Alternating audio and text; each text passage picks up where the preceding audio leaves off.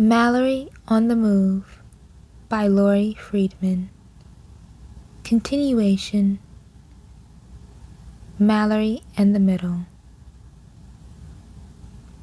Dear Mallory, I got your letter. I can't wait to see you. I'm not writing much. I'm gonna see you so soon, and we can talk then. We're gonna have so much fun. No one to bug us. Except Max, of course. Just you and me. Just like old times. Hugs. Kisses. Marianne. There are 3 good reasons not to hide inside a curtain. 1, it's itchy. 2, it's stinky. 3, it's hard to read your mail. I don't actually know why I'm trying to read Marianne's letter. I've read it so many times I've practically memorized it. Especially the part about just you and me, just like old times. When I lived next door to Marianne, it was just the 2 of us. But now I live next door to Joey. If I add up Mallory plus Marianne plus Joey, I get 3. And the bad thing about the number 3 is that someone is always in the middle. And I feel like that someone is going to be me. I bend down to scratch my foot, but someone gets to it before I do. Gotcha! Max pulls me out of my hiding spot. How come you're not outside with Kangaroo Boy waiting for Bird Brain? Max laughs. Those 2 animals should get along great. I never talk to Max about my problems, but I could use some advice right now. That's the problem, I tell him. I haven't told Marianne I live next door to a boy, who's my new friend. And I haven't told Joey my old best friend is coming to visit. I look at Max. I hope he'll tell me what to do. And he does. Better get back inside those curtains. Max laughs. You're toast.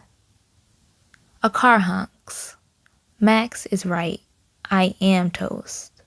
Burnt toast with no butter or jelly. Come on.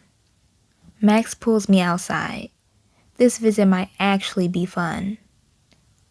I shove Marianne's letter in my pocket and run outside. Somehow I have to keep Marianne and Joey apart. Mallory! She runs to hug me. I am so happy I'm here. I'm happy she's here too. I'm also happy Joey isn't outside in this front yard. Our moms hug. Marianne's mom takes my mom by the arm and they start walking into my house. You have to show me absolutely everything, she says. Marianne takes my arm. Me too, she says. I want to see everything. Mallory has a lot to show you, says Max. I roll my eyes at him.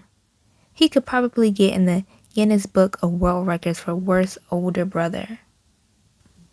Wish pond first, says Marianne. Marianne is usually full of good ideas, but this isn't one of them. If Joey sees us outside, he'll come too. I've got to keep Marianne inside. I pull her by the hand. House first. I give her a tour of my room, then my house, then the closets in my house. I want this tour to take as long as possible. Now for the kitchen drawers, I say. You need to know where we keep the spoons in case you need a midnight snack and I'm asleep. Marianne yawns. This is boring. Let's go outside. I've got to keep Marianne inside. I drag her back to my room. There's something we have to do. It's toe time. I sit down on the floor and start painting. Marianne sits down and paints her toes too. As soon as all 10 of hers are purple and shiny, she screws the top back on the bottle of polish.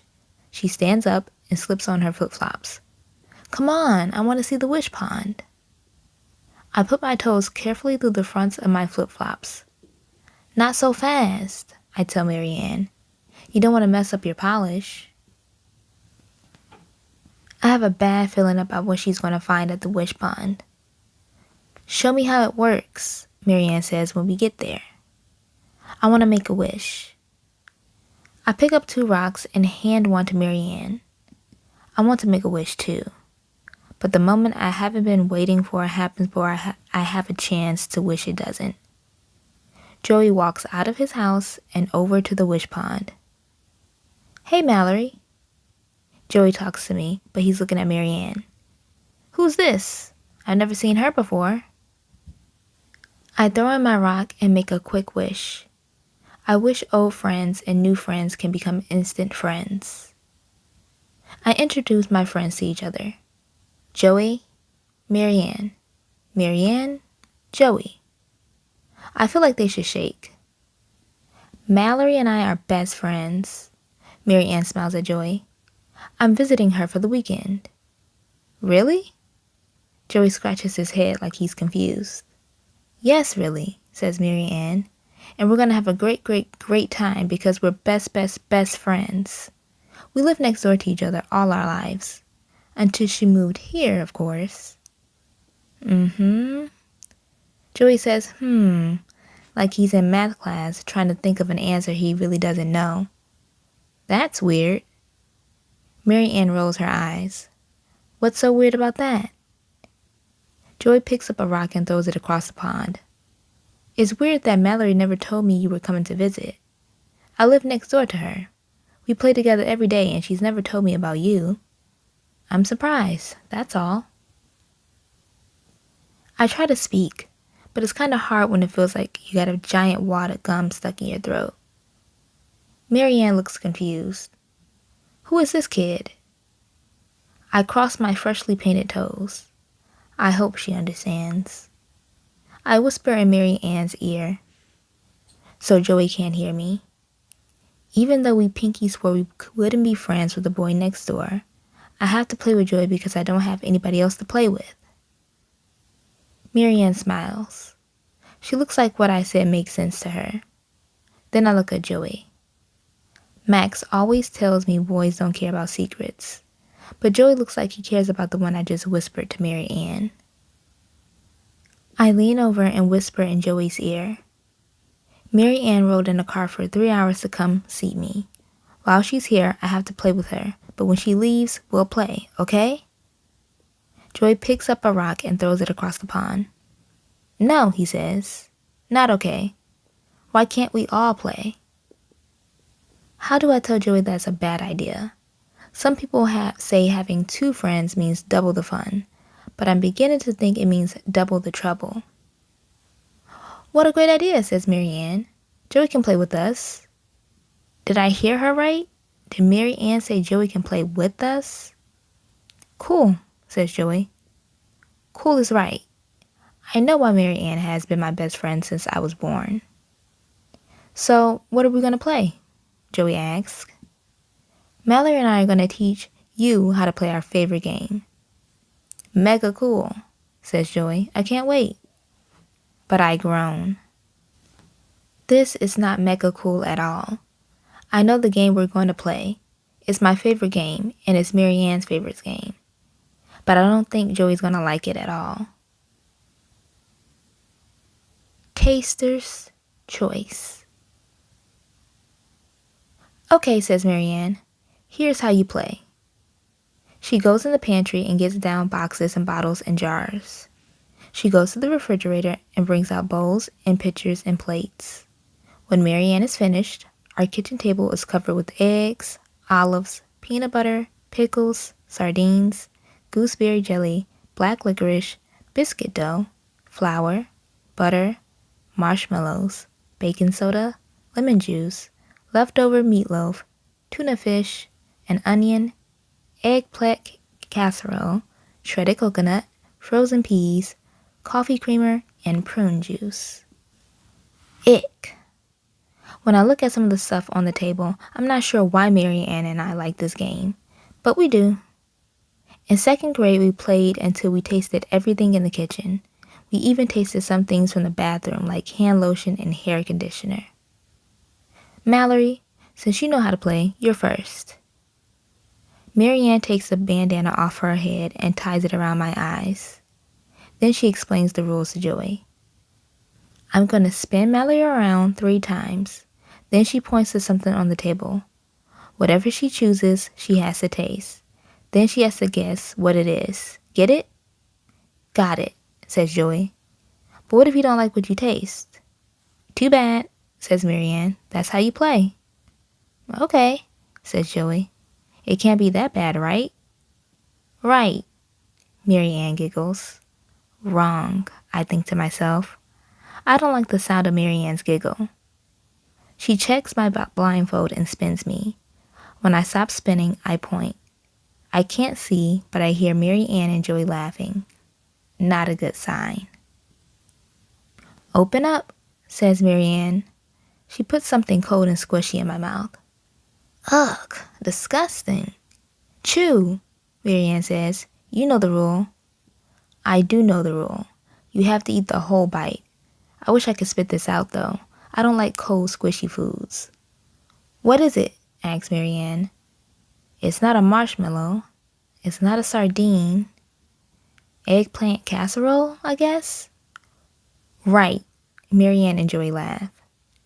I rip off the blindfold and gulp down a glass of water.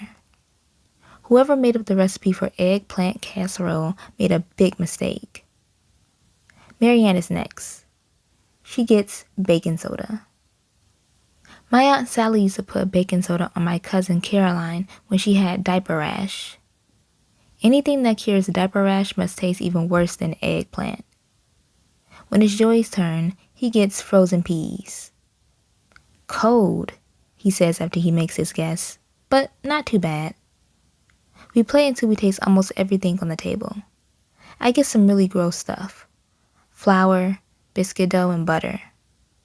Knock knock, I say when I get butter. Who's there? Marianne asks. Butter. Butter who? Butter hope you get something that tastes better than butter. Marianne laughs at my joke, but she doesn't get anything better. She gets some of the worst food on the table. Prune juice, an onion, and leftover meatloaf. Joey gets a marshmallow, peanut butter, and black licorice. It's time to stop this game before someone gets something really gross. Who wants to play outside, I ask. One more round, says Marianne. Okay by me, says Joey. I don't know if it's the butter, the biscuit dough, or the idea of another round, but my stomach hurts. The blindfold goes back on. I get gooseberry jelly. Marianne gets lemon juice. When it's Joey's turn, Marianne blindfolds him and spins him really fast. When he points, his finger misses the table and points to something in the pantry. The something he's pointing to is Cheeseburger's cat food. Marianne covers her mouth to keep from laughing and takes a pellet out of the bag. No, I mouth to Marianne, but she pops the pellet in Joey's mouth before I can stop her. I cover my eyes. This is exactly what I didn't want to happen. Joey chews. Ugh, double ugh, triple quadruple ugh. He runs to the sink and spits. It tastes like crunchy tuna fish. Guess again, Marianne starts laughing. Joey rips the blindfold off. I don't know what it is, but I'm going to be sick. He drinks straight from the faucet. What was that? Marianne holds up the bag of cat food. Joey stares at her. You fed me cat food? Marianne is on the floor. She's laughing so hard. I don't make a sound. I don't want Joey to think I had anything to do with this. But Joey looks right at me. How could you let me eat cat food? I tried to explain that he pointed to it. That's how you play the game. That Marianne fed it to him, not me. But the flour I ate must have turned into glue because my mouth is stuck shut. I thought you were my friend. Friends don't let friends eat cat food. Joey spits in the sink again. He stares at me. I wish you didn't live next door to me. Maybe your wish will come true, says Marianne. But Joey doesn't stick around to find out. The back door slams behind him. Somehow I knew this was going to be trouble.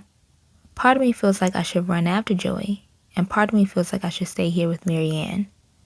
All of me feels like the cream filling inside of an Oreo must feel when the cookie is pulled apart. Two sides want me, and I don't know who to stick to. Mallory in a box. I never thought I wanted to see another box, but now I'm inside one on the way to Marianne's house, and no one even knows I'm gone. I think back to Friday afternoon. Marianne and I were in the kitchen trying to scrape dry biscuit dough off the counter when she told me her plan. "No way," I shouted. "It'll never work." "Of course it will." Then she got a piece of paper and made a list of all the reasons I should come live with her. Reason number one. No more tiny room. You can share my big room and my stuff. Reason number 2. No more yucky neighbors, you won't miss them anyway. Reason number 3. Cheeseburger will feel right at home. I read her list. Then I made a list on my own in my head of all the reasons I should stay where I am. Reason number 1. My room is tiny, but it has all of my stuff in it. Reason number 2. Only one of my neighbors is yucky, and I will miss the other one. Reason number 3. Cheeseburger will miss her cat trick lessons. I spent the whole weekend telling Marianne why her plan wouldn't work. She spent the whole weekend trying to convince me that it would. We were still in our sleeping bags this morning, and Marianne was still trying to get me to go along with what she had in mind. "It's simple," she said for the 10th millionth time. "There's an empty box in the back of the van. When it's time for us to leave, just make sure no one is looking and get in it. That's all you have to do." "What happens when my mom and dad find out I'm gone?" I asked her for the 10th millionth time. "Then I'll be in big, big, big trouble." "How can you get in trouble if they can't find you?" Marianne got out of her sleeping bag and sat on my dresser. She crossed her arms. "Anyway, you owe it to me. You broke your pinky swear. You said you'd never be friends with any boy next door." It made me mad that Marianne didn't understand that I didn't have a choice. Who else was I going to play with? I crossed my arms. Max? Marianne thought for a minute. "Well, maybe you didn't have a choice," she said. "It wasn't like you had me next door anymore. But now you do have a choice. You can follow my plan." I didn't know what to say to that. Plus, riding in the box for 3 hours wasn't exactly my idea of fun. "How do you know I'll fit in the box?" I asked Marianne. "It's a big box," she said. "And once we get to my house, it'll be worth it. We'll be best friends like we used to be, except even better because you'll be living with me." Part of me wanted to go, and part of me wanted to stay. I still wasn't sure which part I wanted to listen to. When Mary Ann said it was time to put our plan into action. "Hurry," she said. "I hear my mom telling your mom and dad goodbye." "But I'm still in my PJs, I told Mary Ann. She opened my window. "You have to go now." And without another thought, I climbed out with Cheeseburger and got in the box in the van. I could hear everyone come outside. I couldn't see, but I heard lots of goodbyes and thank yous. Then I heard the words that made my heart beat so loudly I was sure someone would discover me. "Where's Mallory?" asked Mom. "I know she'll want to say goodbye." I thought I was toast for sure. But then Marianne said, "We already said goodbye. We stayed up all night talking. Mallory's taking a nap." She whispered the part about the nap like she didn't want to wake me. Then Mom said I made a good choice, and the next thing I knew, we were off. Goodbye, Wish Pond Road. Hello box. Hot, small, scratchy box. I try to think of things I can do inside this box for the next 3 hours. But all I can think of are things I can't do. I can't sing, I can't sneeze, I can't even go to the bathroom. I try to think about all the fun Marianne and I are going to have when we get to her house. But my brain keeps thinking about all the things I won't be able to do. I won't be able to stick my feet in the wish pond. I won't be able to be in the no joke club. I won't even be able to fight with Max. I can hear Mom's words. I've made a good choice. Even though I really wanted to be with Marianne, I feel like I made some not so good choices. Like leaving home in this box. Like letting Mary Ann feed Joey the cat food. I should have stopped her. The more I think about it, the worse I feel. If I did to myself what I did to Joy, I wouldn't even be my own friend. I bet that cat food tasted really gross, just like the inside of this box smells. I moved my legs to try to get comfortable, but that's not so easy to do when you're cooped up inside a smelly box with nothing to do but think about your choices. I look at my watch. 2 hours and 33 minutes to go. I remember what Mary Ann said. Once we get to my house, it'll all be worth it. I hope she's right. I look at Cheeseburger, who's asleep on my lap. Nothing seems to be bothering her. Cats are lucky. They don't have to make choices. Even though I wouldn't want to eat cat food, sometimes I think it would be a whole lot easier to be a cat. Never coming out. I'm not going back and you can't make me. Dad isn't listening to one word I've said. He might as well be dragging me by my hair like a cave girl. I dig my heels into the gravel in Mary Ann's driveway. I don't want to go back to Fern Falls, I yell. I want to stay here and live with Mary Ann. At least, I think I do. I had fun living with Mary Ann, even if it was only for 5 hours and 33 minutes. We did a lot of things Mary Ann and I love to do. We ate cold pizza for lunch. We looked at old scrapbooks we made together. We made up a list of secret passwords in case we ever need them. But there were a lot of things I liked doing with Joey that I didn't get to do when I lived with Mary Ann. Like going to Wish Pond and skateboarding and playing with Murphy and Cheeseburger. But still, I went to the trouble to get here and I'm not ready to go back yet. I hold tight to Cheeseburger and hid behind Mary Ann. We're not leaving. Dad reaches behind Mary Ann and grabs my arm. I'm sorry, he says to Mary Ann's mom. Get in the car, young lady. You've got some explaining to do, is what he says to me. As soon as I buckle my seatbelt, Dad starts with questions. Did I realize that I ran away from home? Did I care that he and Mom were worried about me? Did I think I could live at Mary Ann's house? Did I know he would have to drive 6 hours to get me and bring me home? Did I consider anyone else's feelings other than my own? I crossed my arms. What about how I feel? I felt weird when we got to Mary Ann's house and she said to me, "You're home." When I looked out her window at what used to be my home, it didn't look like my home anymore. It wasn't even the same color as it was when it was mine. When Mary Ann and I were next door neighbors, it was easy to be best friends. Now it's hard because everything is different. Earth to Mallory, Dad says. I'm waiting for some answers. But I have questions of my own. Why can't I live in one place with all the people I like and do all the things I like doing? I kick the back of Dad's seats. It's not fair. Dad looks back at me in the mirror. His face is serious. Mallory, things change. I know moving hasn't been easy for you, but Mary Ann will always be your friend.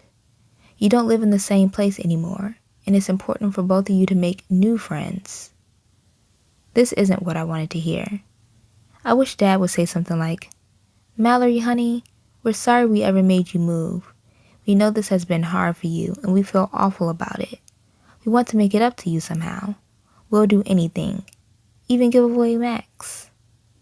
But that's not what Dad says. Running away from home was wrong, says Dad. We didn't know where you were. We looked everywhere. We were worried about you. We love you very much. I crossed my hands in my lap. Dad always says stuff like that when he's mad at me. It would make things a lot easier if he would say, Mallory, we hate you very much. Then I could say, I hate you very much, right back. But I don't know what to say. I scratched behind my ear. I'm sorry. I mumbled to Dad in the front seat. Apology accepted, says Dad. I think we cleared the air. Not totally. There's one thing I still want to know. To know, Dad, I ask. How did you know where I was? Thankfully, Joey had the good sense to tell us he saw you get into the van. My face feels hot. Did I hear Dad right? How could Joey tell on me? Joey did the right thing, says Dad. I'm proud of him. Proud of him? How can my dad be proud of a rat? Mary Ann should have fed him rat food, not cat food. When I see him, I'm going to feed him some.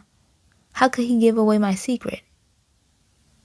Dad and I ride the rest of the way without saying anything. I try counting trees to make the time pass, but I stop when I get to 1062. I spent a lot of time in a car lately, and this ride is making me sick. Dad pulls into the driveway. Home sweet home, he says. But I don't say a word. Part of me is kind of glad I'm back on Wish Pond Road. Part of me wishes I wasn't. Mom and Max are waiting for me on the front porch. Too bad, says Max as I get out of the car. I was just getting used to being an only child. Max, not today, says Mom. She tries to hug me, but I run past her to my room. I slam my door and lay down on the bed. I cover my head with my pillow. I want to be left alone, but I hear something. Knock, knock. Mallory, open the door. I shove my fingers in my ear. Knock, knock, knock. Come on, sweet potato, says Mom. I'm not opening my door. Knock, knock, knock, knock, knock. Go away, I don't feel like talking. Mom and Dad whisper to each other. Maybe we should leave her for a while, says Dad. She knows what she did. I hear them walking down the hall. I curl up on the bed next to Cheeseburger and stare out the window. I'll leave with Cheeseburger. Mary Ann can come with us. We'll live at Disney World. We'll never go to school. We'll eat all the junk food we want. Nobody will be able to tell us what to do. It's a lot to think about. I roll over and close my eyes. When I hear a knock on my door, I rub my eyes and look outside. It's almost dark. I've been asleep for a while. Mallory, Mom says softly. Dinner time. I turn on my light. Then I remember. No dinner for me.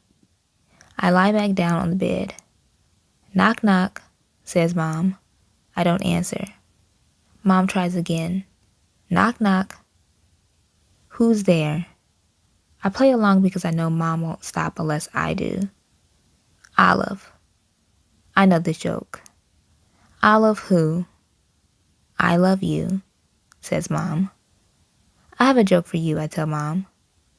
I would love to hear it, Mom says. What has red hair, freckles, and is really, really, really miserable? Mom doesn't say what. I open my door and finish my joke anyway.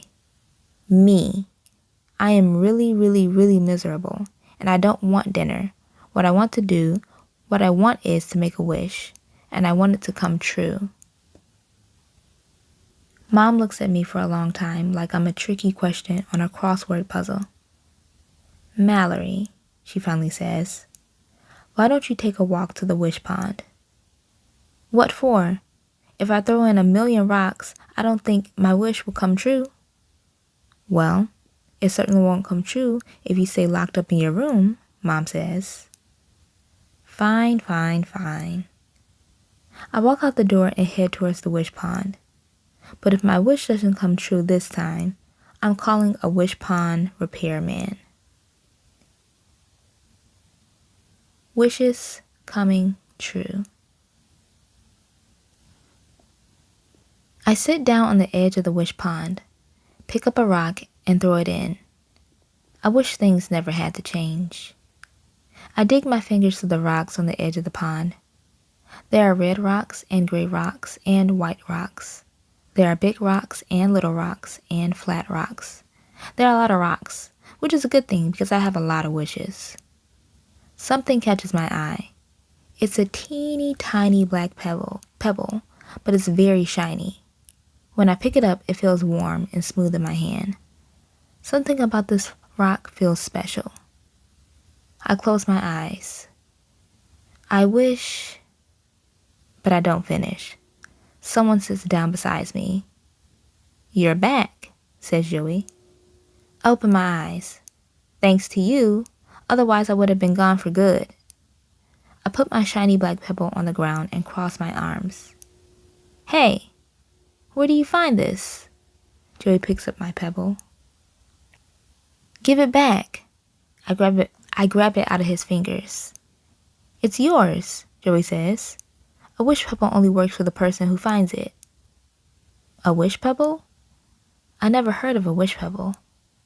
I don't feel like having a conversation with Joey, but I want to know what he's talking about. What's a wish pebble? You don't know? Joey seems surprised.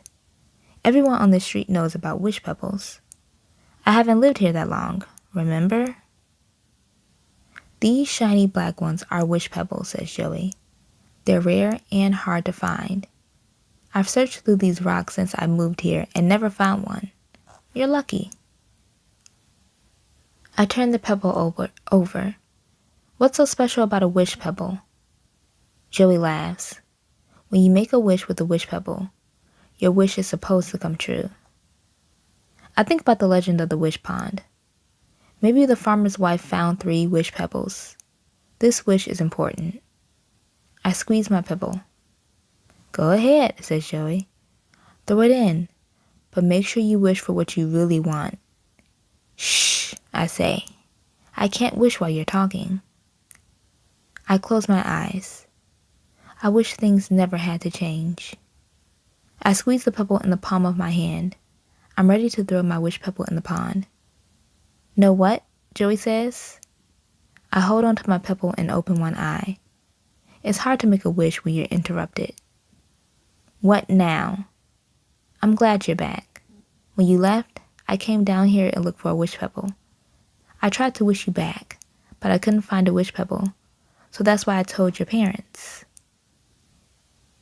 Joey picks up a plain gray rock and throws it into the pond. Wish Pond Road was no fun without you. I close my eye. Even though I don't like that Joey told on me, I do like living on Wish Pond Road and being friends with Joey. I squeeze the pebble in my hand. Then I change my wish. I wish I could be friends with Mary Ann and Joey. I throw my wish pebble into the pond and wait for something to happen. And it does.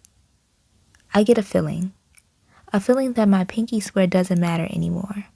A feeling that I can be friends with Mary Ann and Joey. A feeling that my wish is coming true. I open my eyes and smile. Hey Joey, want to hear a joke? He nods. Knock knock. Who's there? I'm a who? I'm a sorry I fed you cat food. Now it's Joey's turn to smile. That's okay, I kinda liked it, but next time I'm gonna try it with ketchup. Disgusting. I lean over into the wish pond. I think I'm gonna puke. Gotcha, says Joey, but next time we play, I go first. I don't know about that. What I do know is that if I don't get home for dinner, I'll be in big trouble. And I've been in enough trouble for one day. I open the front door and take a deep breath. Something smells terrific. I head straight for the kitchen. Mom, Dad, and Max are eating Chinese food. I'm so hungry, I skip the chopsticks and pick up a fork. Mom and Dad look at each other but don't say a thing. When I'm done, Max hands me a fortune cookie. I saved it for you, he says. I open it and unroll my fortune. No need to worry. Good times ahead for you on Wish Pond Road. There's something fishy about this fortune. I look at Max. He's trying not to smile. I pop my cookie in my mouth, then I hand him the fortune. You'll have to save this for someone who needs it, I tell him. I'm not worried a bit. Dear Mary Ann, how are you? I'm fine now, but I wasn't when I left your house. Boy, was I in big trouble. You should have heard Dad in the car. Actually, you're lucky you didn't have to. He was very, very, very mad that I ran away from home. I won't go into the whole thing, but the whole way home he was like Mallory this and Mallory that. Mallory, Mallory, Mallory. Running away from home was wrong, wrong, wrong.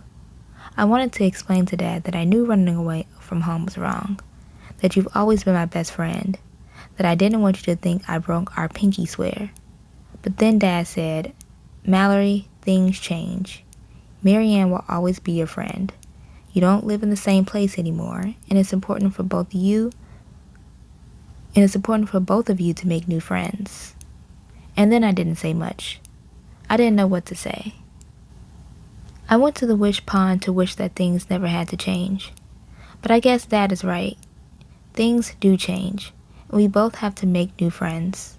It makes me sad that we can't live next door to each other and be best friends every day. But I have a great, great, great idea.